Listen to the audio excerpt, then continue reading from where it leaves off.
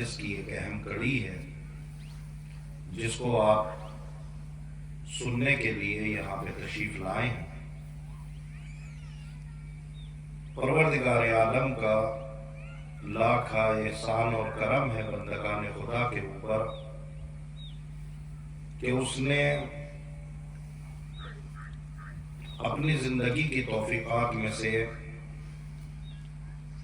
اور اپنے کرم میں سے ایک کرم بندوں کے اوپر یہ کیا کہ میرا بندہ چونکہ اسے میں دنیا میں بھیج رہا ہوں اور اس دنیا میں بھیجنے کے بعد اس انسان سے خطائیں بھی ہوں گی، غلطیاں بھی ہوں گی، لہٰذا میری ذمہ داری بنتی ہے کہ میں اس کے لیے ایک ایسا دروازہ کھولوں کہ جس دروازے پہ آ کر انسان اپنی خطاؤں اور اپنی غلطیوں کو معاف کرا سکے۔ یہ جو کائنات ہے اور کائنات کی جتنی بھی نعمتیں ہیں، ان ساری نعمتوں کو پیدا کرنے والا اللہ ہے، اور ہمارا اور آپ کا خالق حقیقی بھی اللہ ہے۔ تو جب ہر چیز کا پیدا کرنے والا پروردگار ہے تو آیا کیا فرق نظر آیا کہ اللہ نے تمام مخلوقات انسانی کے اوپر حضرت انسان کو اشرف المخلوقات بنایا؟ کیا ضرورت محسوس ہوئی کہ اللہ نے اس انسان کو آدمی کہا؟ کیا ضرورت محسوس ہوئی اللہ کی کہ اللہ نے اس انسان کو اشرف بنایا؟ پیدا کرنا تھا، پیدا کر ہی رہا تھا، پوری کائنات بنا رہا تھا، انسان کو بھی بنا دیا۔ تو جب اللہ نے اس کائنات میں انسان کو پیدا کیا تو ظاہر ہے کہ کچھ نہ کچھ انسان کی ایک الگ خاصیت ہوگی کہ جس کی وجہ سے اللہ نے انسان کو اشرف بنایا۔ ظاہر ہے کہ نہ میرے پاس اتنا تفصیلی وقت ہے کہ میں مقدمات اور تمہید میں وقت گزاروں، اور ظاہر ہے نہ حالات ہیں کہ تفصیلی بیان کیا جا سکے، لیکن میں جتنی دیر بھی آپ کے سامنے رہوں گا انشاءاللہ تقریر آپ کو یاد رہے گی اگلے برس تک۔ پروردگار عالم نے جتنے بھی بندگان خدا گزرے ہیں اور جتنی بھی نعمتیں اللہ نے اس دنیا میں پیدا کی ہیں، ان ساری نعمتوں میں اور حضرت انسان میں ایک بنیادی فرق یہ ہے کہ اللہ نے ہر چیز کو اس دنیا میں پیدا کیا، مگر ہر چیز کو کمال پر پیدا کیا۔ توجہ بات پہنچنی چاہیے آپ تک۔ ہر چیز کو اللہ نے کمال پر پیدا کیا، کمال تک جانے کے لیے پیدا نہیں کیا، کمال پر پیدا کیا۔ مثلا مثال لے لیں، امرود، اللہ نے اس کا ذائقہ الگ معین کر دیا۔ یہ امرود آپ کہیں پہ بھی کھائیں ذائقہ وہی ملے گا، چاہے ہندوستان میں کھائیں، چاہے پاکستان میں کھائیں، چاہے امریکہ میں کھائیں، وہی ذائقہ ملے گا۔ آم ہے، اس کا اپنا الگ ذائقہ۔ تو پروردگار عالم نے ہر چیز کو اپنے کمال پر پیدا کیا، مگر اللہ نے انسان کو کمال پر پیدا نہیں کیا، اللہ نے انسان کو کمال تک جانے کے لیے پیدا کیا۔ کاٹ بات پہنچ جائے، اللہ نے انسان کو کمال پر پیدا نہیں کیا، کمال تک جانے کے لیے پیدا کیا۔ اگر لفظ کہوں تو شاید گرا نہ ہوگا، اللہ نے پوری کائنات کو اشرف بنا کے پیدا کیا، مگر اللہ نے انسان کو اشرف بنا کے پیدا نہیں کیا۔ اللہ نے انسان کو اشرف بنانے کا موقع دیا اور حضرت انسان کو سامنے رکھ کے بتایا کہ تیرے میں اور ساری نعمتیں پروردگار میں بنیادی فرق یہ ہے کہ ساری نعمتیں اپنے کمال پر پیدا ہو رہی ہے، مگر تجھے کمال تک جانا ہے۔ نتیجہ یہ ہوا کہ جب انسان اس دنیا میں آیا تو قرآن مجید پکار کے کہتا ہے لا تعلمون شیئا، جب تم اس دنیا میں آئے کچھ نہیں جانتے تھے، نہ تم بولنا جانتے تھے، نہ تم چلنا جانتے تھے، نہ تم کچھ کہنا جانتے تھے، لیکن جیسے جیسے اس دنیا میں تم پروان چلتے چلے گئے، تمہاری زبان نے بتایا کہ تم عالم ہو یا جاہل ہو، تمہارے ہاتھوں نے بتایا کہ تم امین ہو یا خائن ہو، تمہاری زبانوں نے بتایا کہ تم صادق ہو یا جھوٹے ہو۔ پروردگار عالم نے انسان کو دنیا میں تنزلی میں پیدا کیا تھا۔ اب یہ انسان کا کمال ہے کہ چاہے کمال تک پہنچ کر فرشتوں سے بہتر ہو جائے، تنزلی میں آ کے جانوروں سے بدتر ہو جائے۔ صلوات پڑھے محمد۔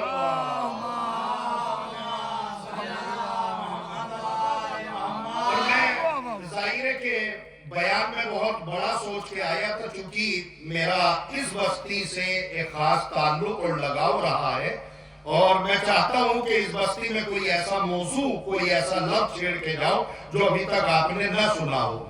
تو آج بھی میں کوشش کرتا ہوں کہ جو آپ کی امانت تیار کر کے لائے وہ امانت آپ کو دوں۔ آپ اس امانت کا کیسے استقبال کریں گے یہ انشاءاللہ آنے والا وقت بتائے گا، لیکن جو امانت آپ کے لیے میں لے کے آیا وہ امانت آپ تک پہنچا رہا ہوں۔ میرے عزیزوں، میں یہ عرض کر رہا تھا، اللہ نے انسان کو کمال پر پیدا نہیں کیا، اللہ نے انسان کو کمال تک جانے کے لیے پیدا کیا۔ ابھی جملے پہ آپ کتنا لطف لے سکیں گے مجھے نہیں پتا۔ دنیا کے اوپر بہت سارے مورخین نے بہت ساری تاریخیں لکھی ہے، بہت سارے محققین نے تحقیقیں لکھی ہے، مگر ایک یورپ کا محقق ہے کہ جس کو قرآن مجید کے تفسیر لکھنے والوں نے اپنی تفسیروں میں جگہ دی ہے۔ یورپ کا سب سے بڑا محقق ہے، وہ یہ کہتا ہے کہ اس کائنات کو دیکھ کر اور اس کائنات کی نعمتوں کو دیکھ کر ایسا لگتا ہے کہ اس کائنات کو پہلے سے خبر تھی کہ اس کائنات میں انسان آنے والا ہے۔ اس کائنات کو پہلے سے خبر تھی کہ انسان آنے والا ہے۔ اس محقق کی تفسیر ہر ایک نے قرآن مجید کی تفسیروں میں جگہ دی ہے۔ تو میرے عزیزوں، میں یہ عرض کر رہا تھا کہ چونکہ اللہ نے انسان کو کمال پر پیدا نہیں کیا، کمال تک جانے کے لیے پیدا کیا۔ اب ظاہر کمال تک انسان کو جانا ہے۔ اگر ابھی آپ میری گفتگو سے نہیں جڑے تو میں ایک جملہ کہتا ہوں، قرآن مجید کی وہ آیت پڑھیں کہ جس میں اللہ نے موت اور حیات کو پیدا ہی اس لیے کیا ہے تاکہ ہم یہ دیکھیں کہ تم میں اشرف کون ہے۔ قرآن مجید پکار کے کہتا ہے تبارک الذی بیدہ الملک وہو علی کل شیء قدیر الذی خلق الموت والحیات لیبلوکم ایکم احسن۔ ہم تمہیں موت و حیات کے ذریعے سے یہ دیکھنا چاہتے ہیں کہ تم میں سب سے احسن کون ہے۔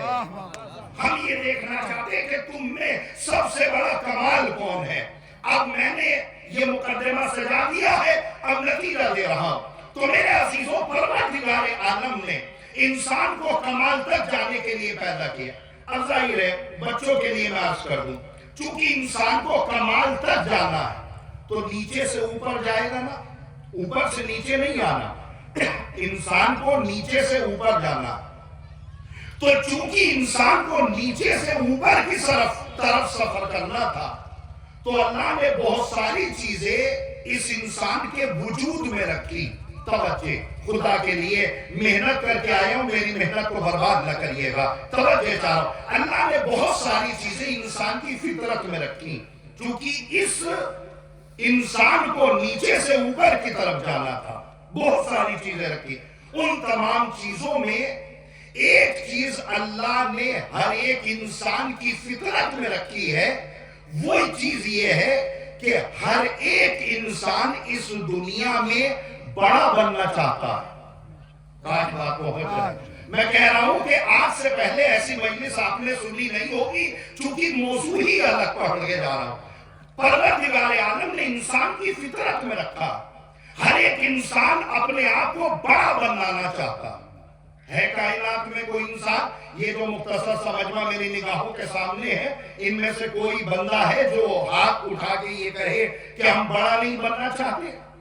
ہر ایک آدمی بڑا بننا چاہتا۔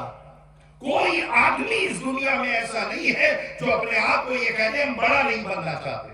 ہر ایک آدمی بڑا بننا چاہتا، اور یاد رکھیے گا جملہ، بڑا بننا کوئی عیب بھی نہیں ہے۔ توجہ چاہ رہا ہوں، جملہ سماعت کریے گا، بڑا بننا کوئی عیب بھی نہیں ہے، اس لیے کہ اللہ نے اس انسان کو پیدا ہی اس لیے کیا تھا تاکہ اپنے آپ کو بڑا بنائے۔ توجہ، اللہ نے اس انسان کو پیدا ہی اس لیے کیا تھا تاکہ یہ انسان اپنے آپ کو بڑا بنائے. تو انسان کی فطرت میں ہے بڑا بنے. جیسے اللہ نے بہت ساری چیزیں ہماری فطرت میں رکھی. میں مثال دوں تاکہ بچے سمجھ جائیں. اللہ نے پیاس انسان کی فطرت میں رکھی، مگر اس پیاس کو بجھانے والا پانی اللہ نے دنیا میں رکھا. کاش بات پہنچ جائے میری آپ. پیاس فطرت میں ہے. بڑی فلسفی گفتگو ہے ماشاءاللہ. اگر اس کو آپ گھر پہ سوچیں گے تو انشاءاللہ لطف آئے گا.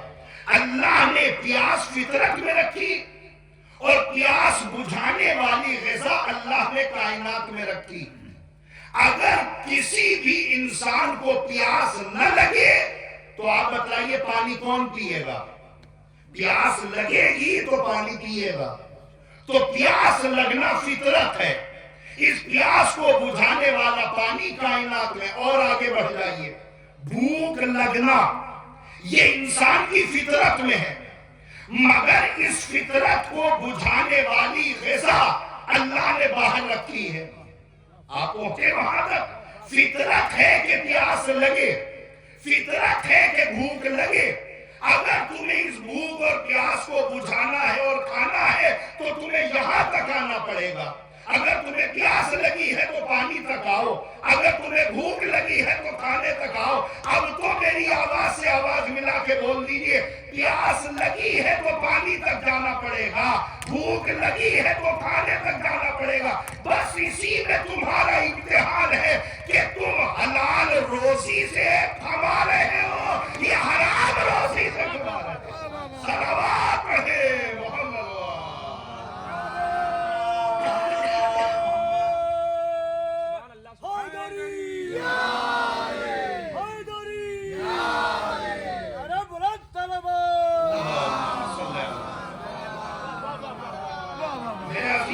میری تقریر کو آپ تقریر سمجھ کے نہ سنیے گا، ایک بیان سمجھ کے سنیے گا.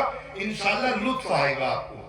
مجھے آپ کی سماعت پہ اعتبار ہے، اس لیے میں ایک بڑی بات اس مختصر سے مجمع کے حوالے کر کے جا رہا ہوں، چونکہ میں آپ کو امین مانتا ہوں. توجہ چاہ رہا ہوں، یاد رکھیے گا یہ جملہ. تو میرے عزیزو، اللہ نے انسان کی فطرت میں رکھا ہے کہ وہ بڑا بنے. ہر ایک انسان بڑا بننا چاہتا ہے. کون ہے ایسا انسان کے جو بڑا نہ بنے؟ تو آج کی مجلس میں ہماری مجلس کا موضوع بنے گا کہ بڑا آدمی کون. موضوع یاد رکھیے گا، بڑا آدمی کون. ہر ایک آدمی بڑا بننا چاہتا. ہم نے دنیا والوں سے پوچھا کہ دنیا والوں ہمیں بتاؤ کہ دنیا میں بڑا آدمی کیسے بنا جاتا ہے. نوجوان متوجہ ہو. ہم نے دنیا والوں سے پوچھا کہ بڑا آدمی کیسے بنا جاتا ہے. تو دنیا والوں نے بتایا کہ بڑا آدمی بننے کے لیے دنیا والوں نے 4 راستے بتائے ہمیں کہ جب بھی کوئی بڑا آدمی بنے گا 4 چیزوں سے بنے گا. 4 چیز کے علاوہ اگر کوئی 5ویں چیز آپ کی نگاہوں میں ہو تو مجھے بتلا دیجئے گا، میرے علم میں اضافہ ہو جائے گا. 4 چیزیں ہمیں دنیا نے بتائی کہ اگر 4 چیزوں میں کوئی ایک چیز بھی آدمی کے اندر آدمی آپ کے آ جائے تو وہ بڑا ہو جاتا. سب سے پہلی چیز جو اس دنیا نے ہمیں بتائی کہ آدمی بڑا کب بنتا ہے، دنیا والوں نے بتلایا کہ آدمی بڑا جب بنتا ہے جب اس کے پاس دولت آ جائے. آپ بولیں نہ بولیں لیکن میرا گفتگو کرنے کا لہجہ یہی ہے. توجہ چاہ رہا ہوں. آدمی بڑا کب بنتا ہے؟ جب اس کے پاس دولت آ جائے. آپ ہی جملے پہ بولیں گے یا نہیں بولیں گے؟ ہوتا ہے نا ہمارے سماج اور معاشرے میں، جس کے پاس جتنی دولت وہ اتنا بڑا آدمی. بولا جاتا ہے کہ نہیں بولا جاتا؟ فلاں صاحب بڑے آدمی ہیں، فلاں صاحب بڑے آدمی ہیں. بڑے آدمی کا ہمارے یہاں تصور کیا کیا جاتا ہے کہ ان کے پاس دولت سب سے زیادہ ہے. تو اس کا مطلب یہ جس کے پاس دولت سب سے زیادہ ہو وہ سب سے بڑا آدمی. یہی تو ہوتا ہے. اب لیجئے درمیان میں ایک بات آ گئی تو سناتا ہوا چلو. جناب بہلول جس کو دنیا دیوانہ کہہ کے پکارتی ہے، فقیہ تھے، یہ امام کے صحابی تھے جناب بہلول. جناب بہلول ایک دن بازار سے گزرے बाजार लगा हुआ था, जनाब बहलोल इधर से गुजरे, उधर निकल गए, और जब ये निकल रहे थे तो जितने भी लोग बैठे हुए थे सबको बस एक बात कह रहे थे, सलामुन अलैकुम, सलामुन अलैकुम, सलामुन अलैकुम, सलामुन अलैकुम। बहलोल सलाम करते हुए गुजर गए। तवज्जो, जो भी बहलोल के सलाम को सुन रहा था, हर एक आदमी कोई बहलोल का जवाब दे रहा था, कोई बहलोल का जवाब नहीं दे रहा था। कोई कह रहा था अलैकुम सलाम, कोई हंस रहा था, कोई कह रहा था देखो दीवाना सबको सलाम करता हुआ जा रहा, देखो ये कैसा पागल है, सबको जबरदस्ती सलाम कर रहा है। तो बिलाल बहलोल उधर से गए और उधर से निकल गए। किसी ने सलाम लिया, किसी ने नहीं लिया, किसी ने दीवाना कहा, किसी ने पागल कहा। बहलोल अपने घर आए। बहलोल रिश्तेदार थे हारून के। हारून कभी कुछ न कुछ तोहफे तहाइफ में बहलोल को कुछ न कुछ देता था। बहलोल ने फौरन संदूक खोला और संदूक में से शाही लिबास उठाया। वही अमामा, वही अबा, वही कबा, वही रिदा। अब पता नहीं बात कहां तक पहुंची है। शाही लिबास पहनकर बहलोल बादशाह लगने लगे और उसी बाजार में आए, इधर से चले उधर से निकल गए। अब जिसने भी बहलोल को शाही लिबास में देखा, हर एक आदमी बहलोल से कहने लगा, बहलोल सलामुन अलैकुम, बहलोल सलामुन अलैकुम, बहलोल सलामुन अलैकुम। लीजिए, अगले बरस तक ये जुमला याद रखिएगा। बहलोल को सलाम कर रही है दुनिया, जवाब क्या होना चाहिए था? अलैकुम सलाम, यही तो होना चाहिए था। मुझे यकीन है आज से पहले आपने ये जवाब नहीं सुना होगा। अब जो इनसे बहलोल को सलाम करे तो बहलोल पता है क्या जवाब दे रहे? कह दूंगा, पहुंचा दूंगा, बता दूंगा, कह दूंगा, पहुंचा दूंगा, बता दूंगा। अपने घर पे आए, घर पे आने के बाद एक खूंटी पर अपना मामा टांगा, अपनी रेदा टांगी, अपनी खबर टांगी और एक तरफ खड़े होके कहने लगे, फला ने तुम्हें सलाम कहा है, फला ने तुम्हें सलाम कहा है, फला ने तुम्हें सलाम करा। लोगों ने कहा बहलोल तुम वाकई पागल हो, पागल। अरे लोगों ने तुम्हें सलाम नहीं किया है, तुम्हें सलाम करेंगे। कहने लगे अगर लोगों ने मुझे सलाम किया तो अभी तो मैं इनके दरमियान से गुजरा, किसी ने सलाम का जवाब नहीं दिया। ये मुझे सलाम नहीं कर रहे थे, मेरे लिबास में सलाम। सलावत है मोहम्मद।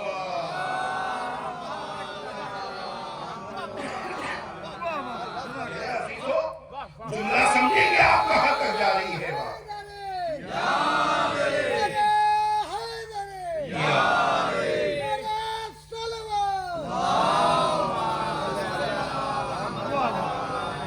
मेरे अजीजों, अब नतीजा लीजिए और अब अगले बरस तक के जुमले को याद रखिएगा।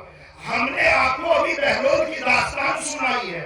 बहलोल की दास्तान से बहुत सारे किनारे और इशारे निकल सकते हैं, लेकिन कम से कम बहलोल के इस वाक़े से इतना नतीजा तो ये मजमा ले सकता है कि दौलत कमाना ऐब नहीं है।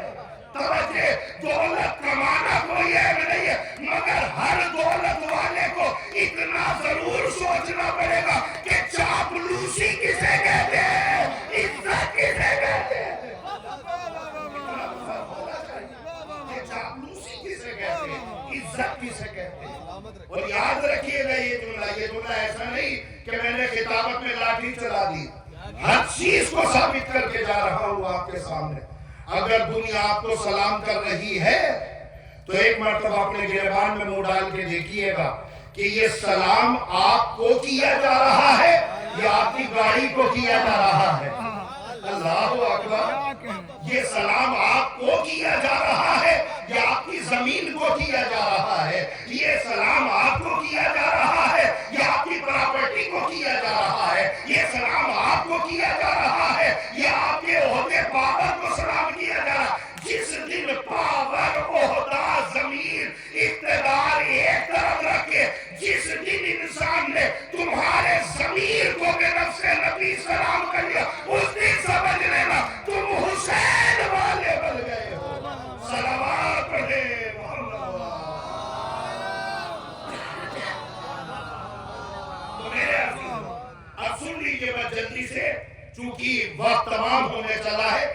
कहला नहीं सका। मैं बानियाने मजलिस से माजरत चाहता हूं कि बयान बहुत आगे तक जाना था, लेकिन समेट रहा हूं। मेरे अजीजों, याद रखिएगा ये जुमला। तो बड़े बंदे का सबसे बड़ा पहलू दुनिया ने हमें बताया कि दौलत, जिसके पास दौलत आ जाए वो बड़ा होता है। यही तो है ना। आज के बाद आप बड़ा आदमी कहना छोड़ देंगे अगर मेरी मजलिस सुन ली। हमारे यहाँ बड़ा कौन होता है? जिसके पास दौलत हो। तो दुनिया ने हमें बताया कि बड़ा आदमी दौलत से बनता है। हमने दुनिया से पूछा कि बतलाओ बड़ा आदमी अब कैसे बनता है? दुनिया ने हमें बताया कि बड़ा आदमी बनने का दूसरा तरीका है इक्तिदार, पावर। अभी जुमले में आप कहां तक बोलेंगे और कहां तक आपकी निगाह है मुझे नहीं पता, लेकिन मैं कह के गुजर जाऊंगा।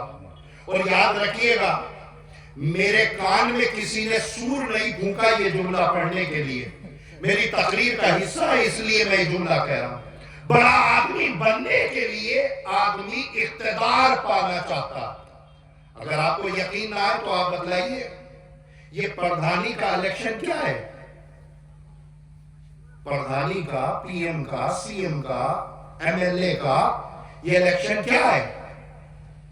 ये आपके अंदर ये पावर आई कहां से? आप कहेंगे कि हम कौम का जज्बा हमारे अंदर है कि हम कौम की खिदमत करना चाहते हैं। तो अगर कौम की खिदमत करने का तुम्हारे दिल में इतना ही जज्बा है तो कौम के खादिम बन के करो, कौम के जिम्मेदार बन के ना करो। आज हमारे यहाँ क्या होता है? हमारे यहाँ क्या है? हम ये चाहते हैं कि बड़े ओहदे पे हो जाए, हम थोड़ी सी पावर आ जाए, हल्का सा हमारा रुतबा सियासत में हो जाए तो थोड़ा सा हमारी पर्सनालिटी बढ़ जाए, लोग हमारा नाम इज्जत और वकार से लेने लगे। तो बड़ा आदमी बनने का दूसरा रास्ता दुनिया ने बतलाया इक्तिदार। अभी जुमले को आप कहां तक सुनेंगे